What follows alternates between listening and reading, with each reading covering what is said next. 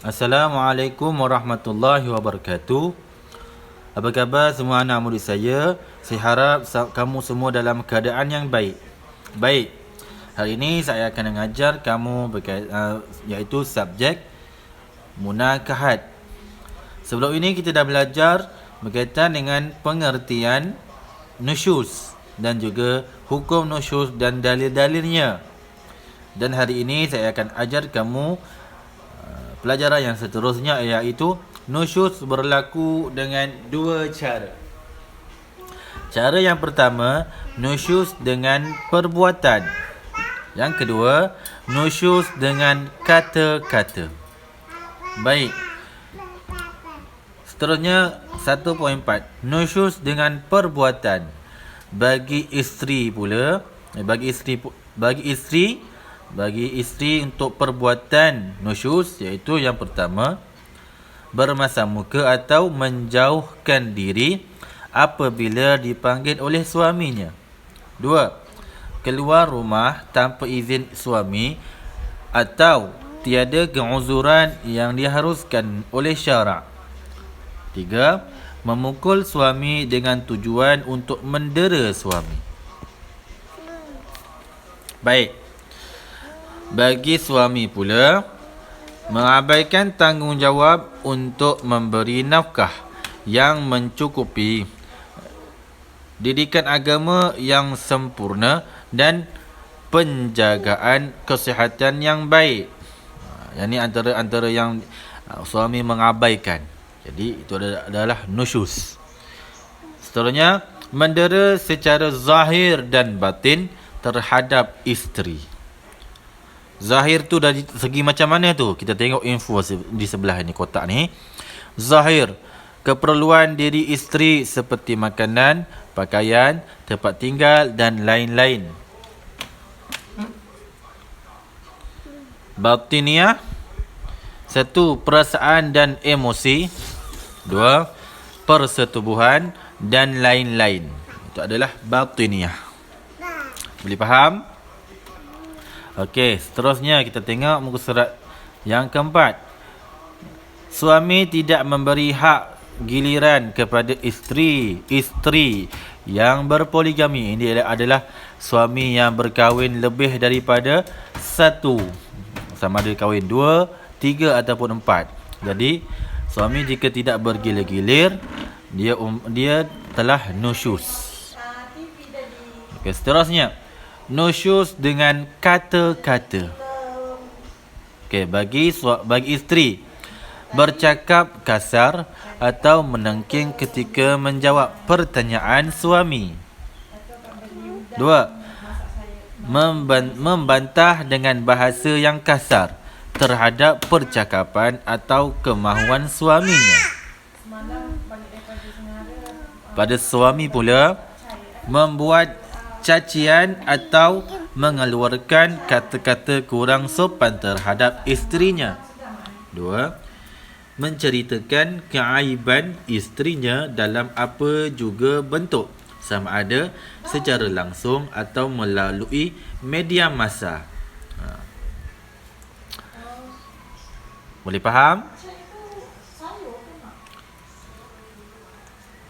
Okey, kita seterusnya, punca yang membawa kepada nusyuz.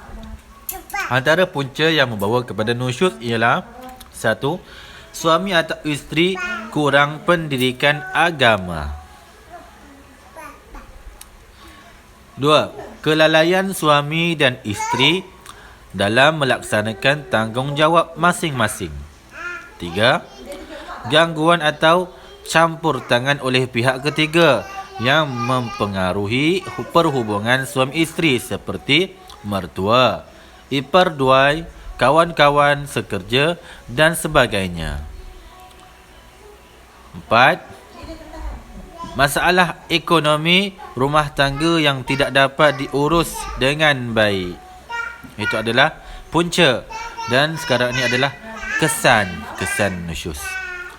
Pertama, pengabaian tanggungjawab kepada keluarga. 2. Hilang rasa hormat menghormati dalam keluarga. 3. pengabaian kewajipan suami dalam memberi nafkah zahir dan batin kepada isteri. 4. Membawa kepada penceraian. Seterusnya, langkah-langkah mengatasi nusyuz.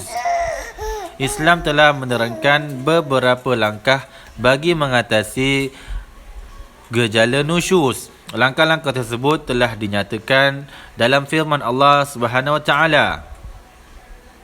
A'udzubillahi minasyaitonir rajim.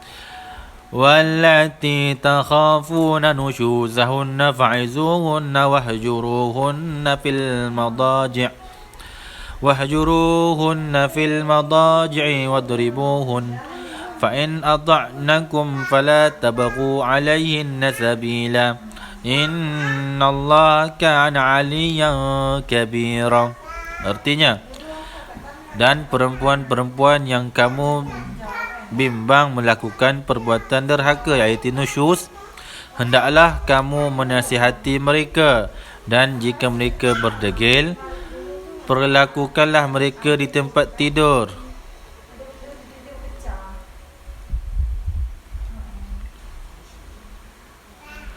Dan kalau jika mereka masih degil, pulaukanlah mereka dengan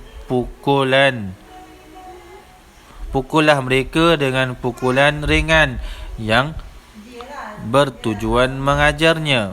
Kemudian, jika mereka taat kepada kamu, maka janganlah kamu mencerai jalan untuk menyusahkan mereka.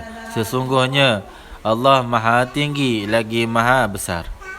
Berdasarkan ayat di atas, berikut adalah langkah-langkah bagi mengatasi isteri yang nusyuz. Yang pertama, suami wajib memberi nasihat walaupun berulang-ulang kali dengan cara yang baik. Pada masa yang sama, dia hendaklah tidak menafikan kelebihan serta kebaikan yang ada pada isteri. 2. Jika suami sudah tidak mampu menasihatinya, maka dia boleh mendapatkan khidmat nasihat daripada pihak-pihak yang berilmu dan berpengalaman serta dihormati oleh kedua-duanya bermula dari ahli keluarga mereka yang terdekat. Yang kedua, berpisah tempat tidur. Tindakan ini dilakukan jika langkah pertama tidak berkesan. Berpisah tempat tidur bermakna suami tidak tidur bersama isteri di dalam bilik. Ia bukan bermakna suami keluar meninggalkan rumah.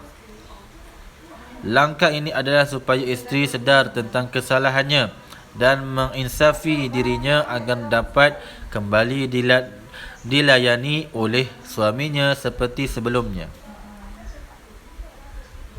Walaupun berpisah tempat tidur, namun kedua-duanya masih wajib melaksanakan hak yang dilalai seperti makan minum, tempat tinggal dan tanggungjawab sebagai ibu dan bapa kepada anak-anak mereka.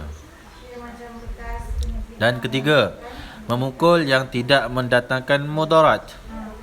Langkah ini diambil setelah langkah pertama dan kedua masih tidak berkesan.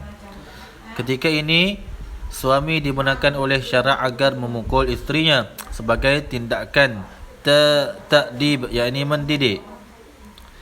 Cara-cara memukulnya hendaklah dengan cara yang paling ringan dan tidak sampai mencederakan tubuh badannya, seperti dengan sapu tangan yang dipintal hujungnya, tuala atau lain-lainnya. Syarat pukulan sebagai ta'dib, yang mendidik, ialah yang pertama, tidak menyeksa tubuh badan. 2. Tidak menggunakan benda keras dan membahayakan. 3. Tidak boleh mencederakan dan mengeluarkan darah. 4. Bukan di muka. Kesimpulannya, daripada langkah-langkah mengatasi nusyuz, tujuan tindakan yang dinyatakan ini adalah supaya hati isterinya terbuka dan insaf ke atas kesalahan yang telah dilakukan. Okey, cukup setakat itu saja untuk pelajaran hari ini. Saya harap kamu semua boleh faham dan boleh ingat. Okey, itu saja. Assalamualaikum warahmatullahi wabarakatuh.